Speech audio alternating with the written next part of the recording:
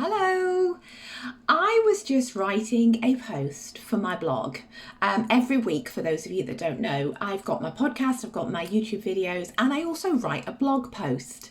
And I was just writing this post on 10 signs that you lack self-love, because you know me, I'm all about the self-love. I've talked about it before.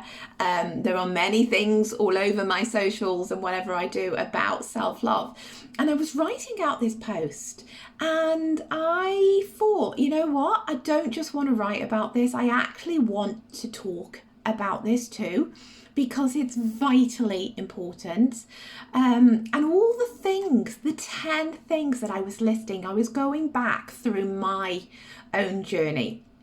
And I was going back through my own experience and my own life and the way I used to be about myself, the things I used to do, and sometimes the things that I still do. I mean, I've got to be honest, self-love, like I've said many times before, is not something that you learn and then you've got it.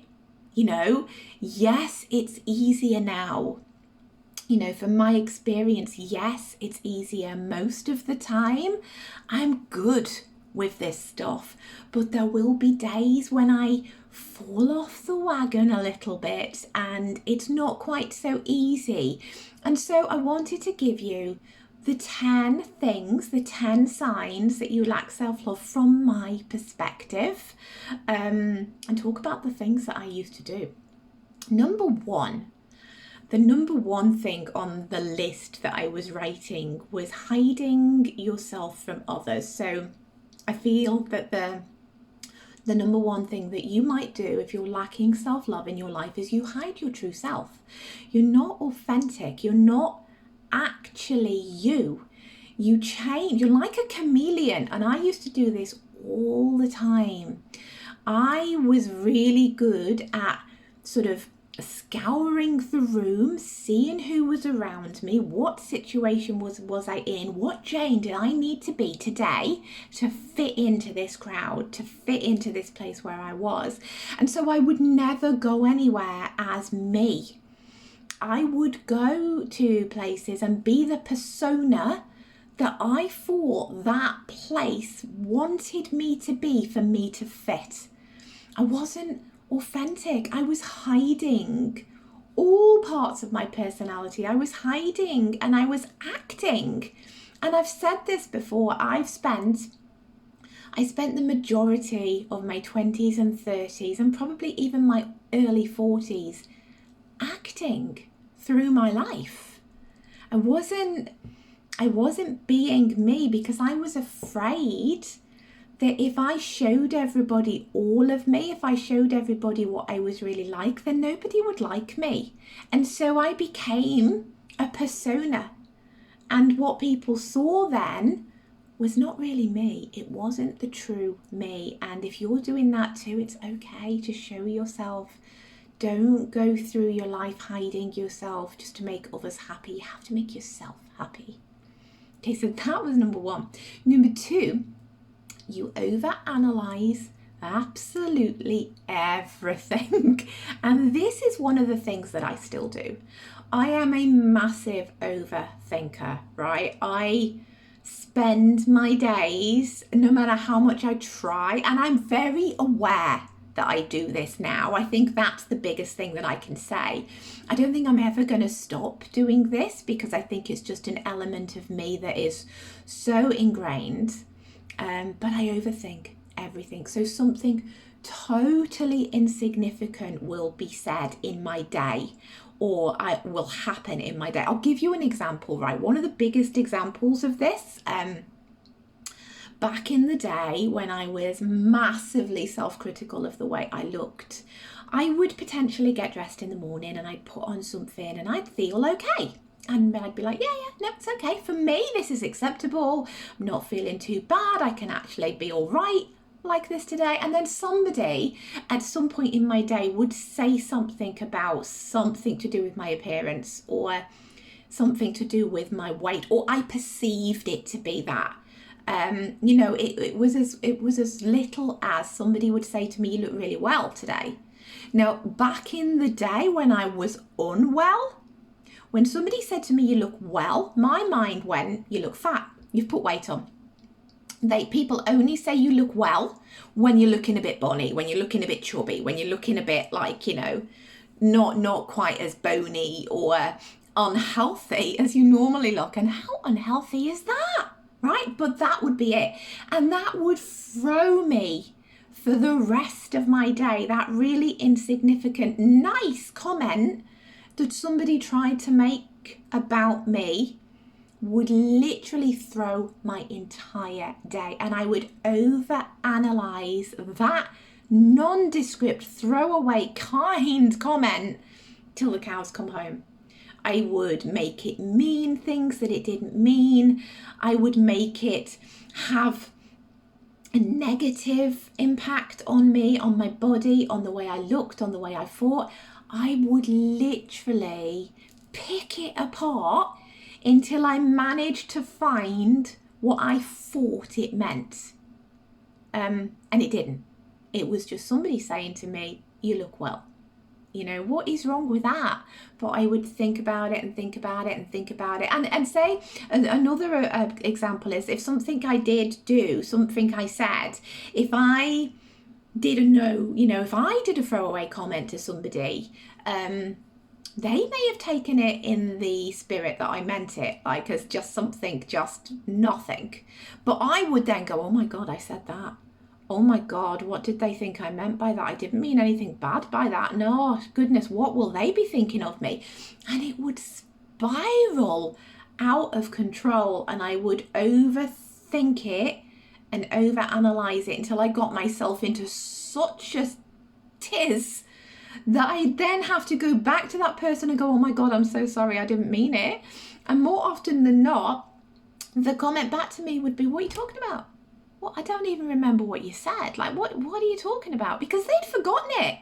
Because to them it was nothing. Like, it should have been nothing to me.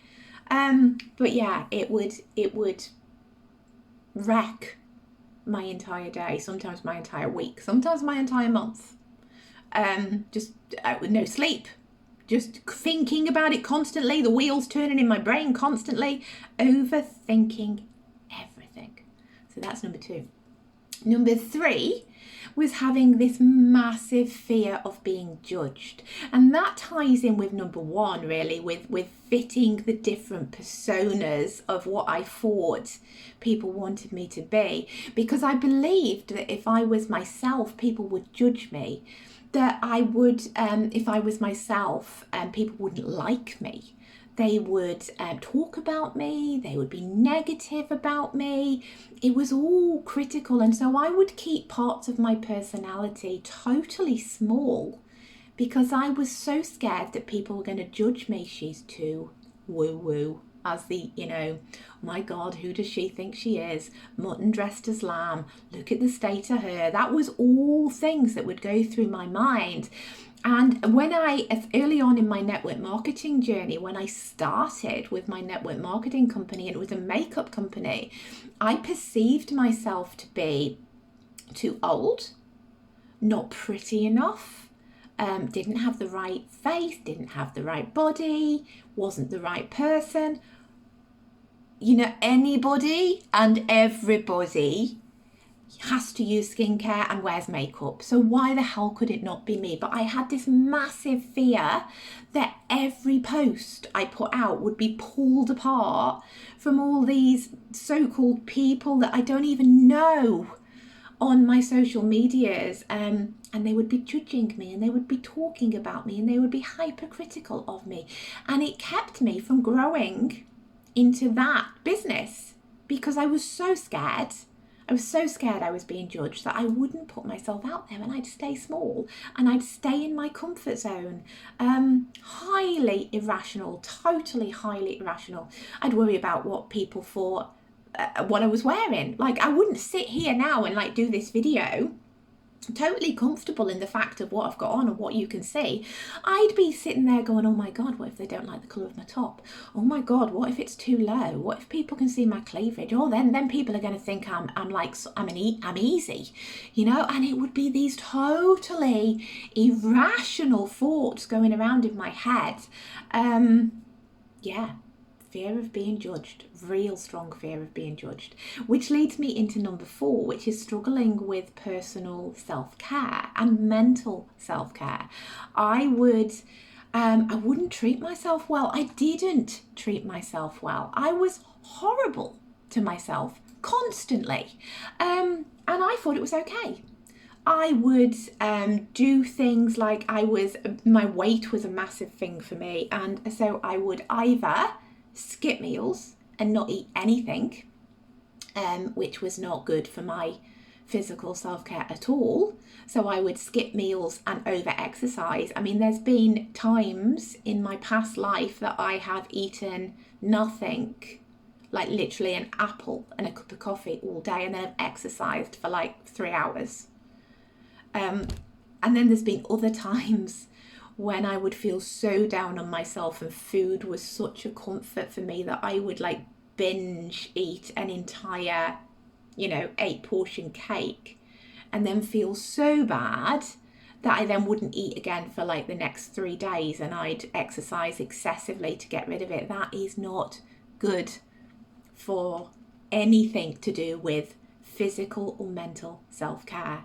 Overindulging or underindulging, it's both really damaging. But it's something I used to do all the time. I don't do any of that now, thank goodness. That was one thing I did learn, and I'm never going back there because it's not a nice place to be. And so that brings me to number 5, which these all tie in so nicely. But number 5 on my list was you feel inferior to other people. So you're so insecure. I was so insecure about my appearance, about who I was, about what I looked like, about what people thought of me. I would overanalyze my appearance, but I would then see people on the street and I would go, I wish I looked like her. Oh my God, look how beautiful she is. Look how amazing her figure is. Isn't that a beautiful dress? Isn't her hair gorgeous? And I would totally judge myself based on these people that I thought had everything that I wanted or could never be. Totally inferior, such an inferiority complex. I was hyper aware of what other people looked like and did. And then would measure myself against it, and I would never stack up. Never. It was never going to be, I was never going to be those people because I was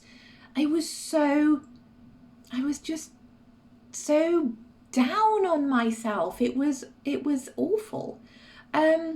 Number 6, too hard on yourself. Ties in really nicely, this one. Again, I was so hyper hard on myself all of the time. I would, as I say, I had imposter syndrome. I would focus on all of my failures. I would never be able to see what I had achieved. Like, I remember somebody saying to me once, my God, look what you've done with your life. You've moved countries and you've set up in a country completely alone, no family, nobody to help you. And you've literally been okay with that. And I would go, no, that's nothing. Anybody can move countries. I didn't do it alone. Steve did most of it. Well, no, we did it together.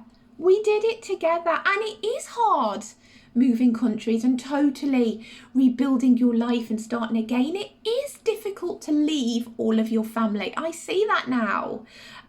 But back then, if somebody told me that was a success, I would be like, what are you talking about? That's ridiculous. I would never.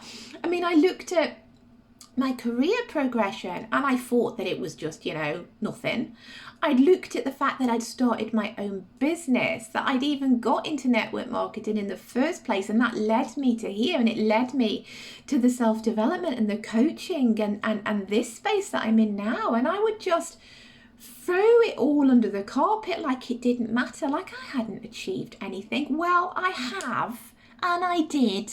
And a lot of people could not do what I do, and I recognize that now. And it's not because it's hard, but it's because you have to push yourself. You have to grow. You have to learn to look after yourself, and that stuff is hard, and that's why I harp on about it all the time. And that is why I now learn to accept that I've actually achieved a lot in my life. I've gone from absolute rock bottom to now, and I have to learn, and I had to learn to be satisfied with what I already had and what I already achieved, and to actually appreciate myself and not just underappreciate and berate and focus on the failures. Which leads me into point 7, which was lacking confidence.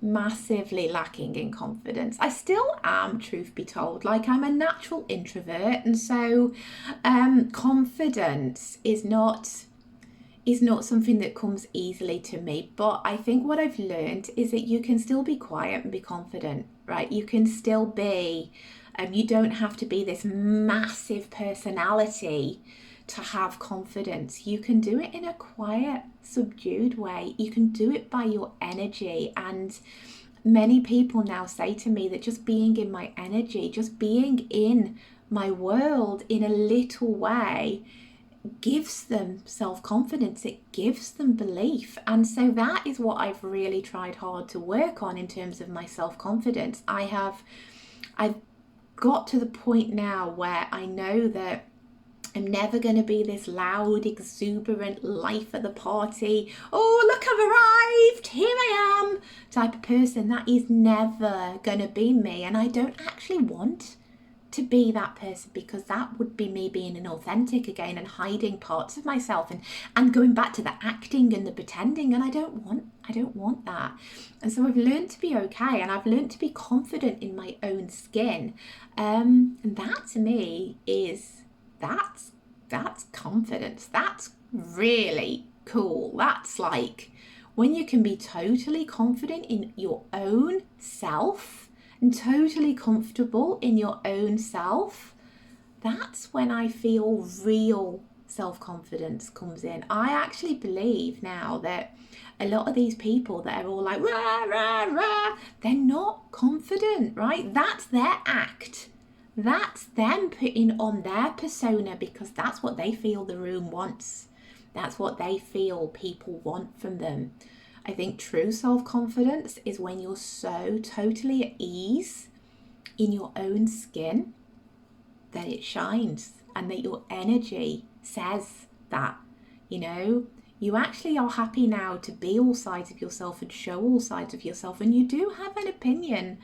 And you know that sometimes you judging your opinion might make you seem different to other people, but you know what? It's okay. It's best to have an opinion and put your opinion across in a kind and gentle and empathetic way than to say nothing and stay small and stay inside your box.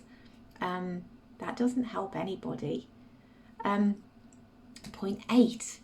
You need excessive affirmation or attention.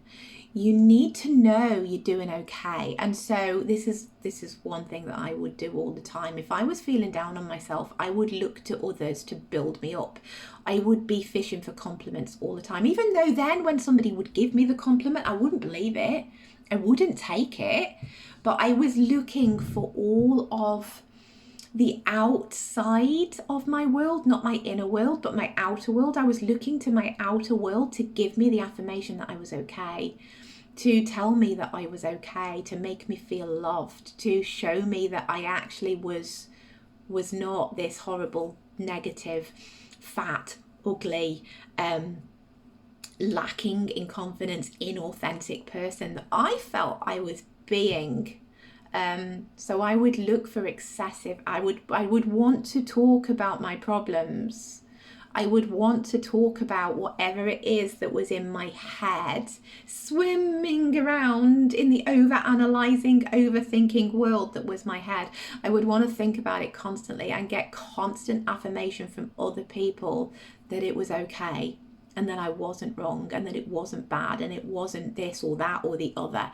And so, I would want to, I've always been a talker. I like to go deep. That is one thing I have actually now noticed about my personality. And that used to be something I would feel was wrong back in the day.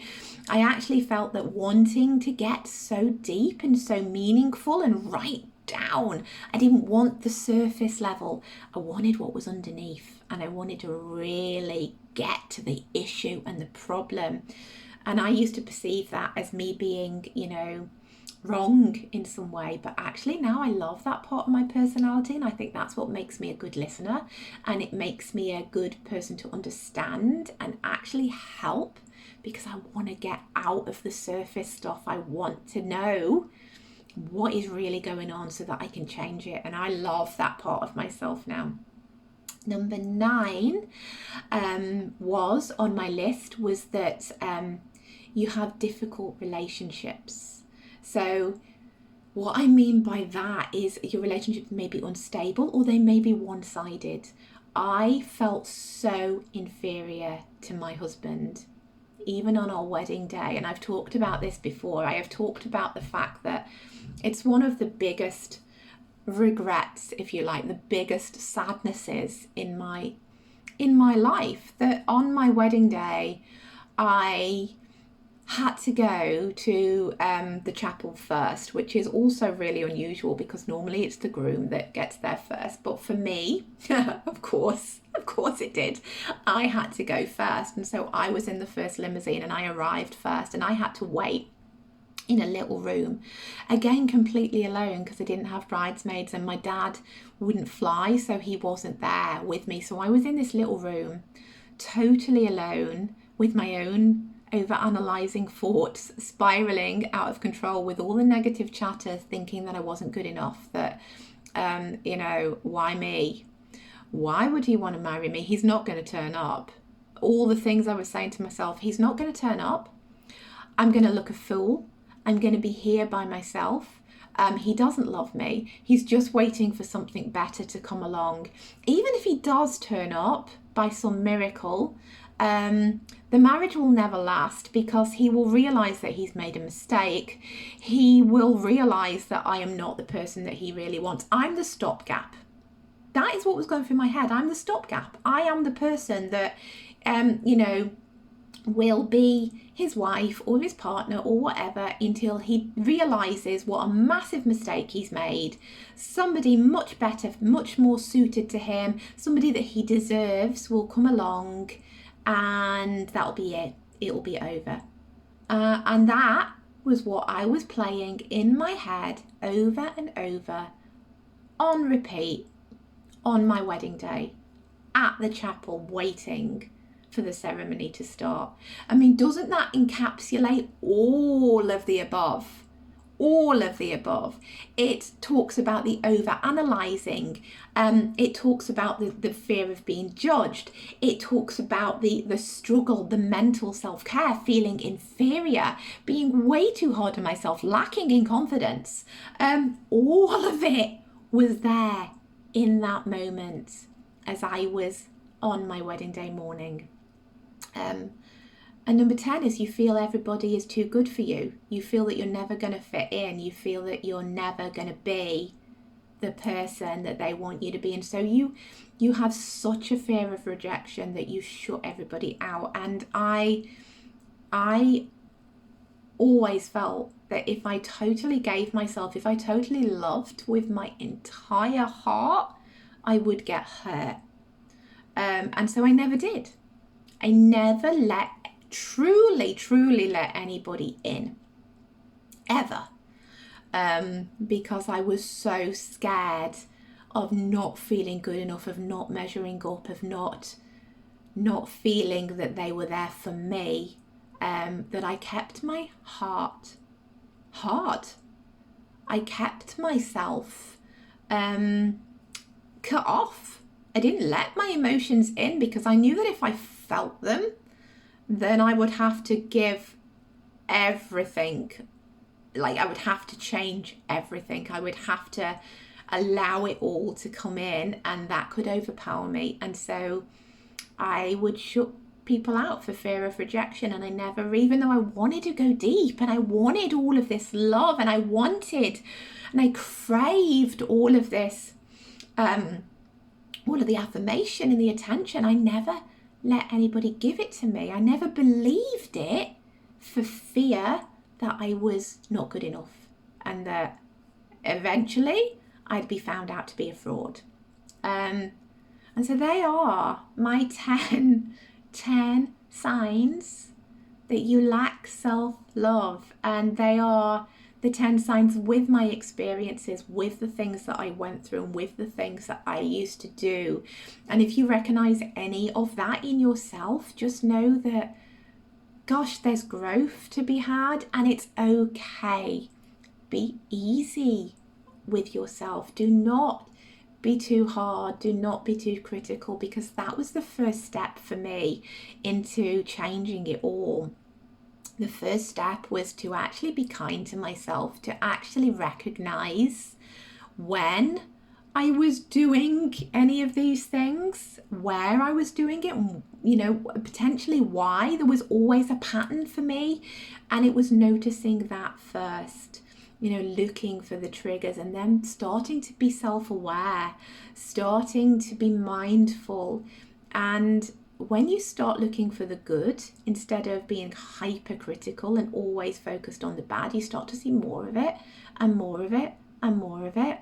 And you can, it's like for me now, I'm a work in progress. Like I said, you know, at the beginning, it's always going to be a work in progress, but I am 1,000,000 times better than I was on my wedding day.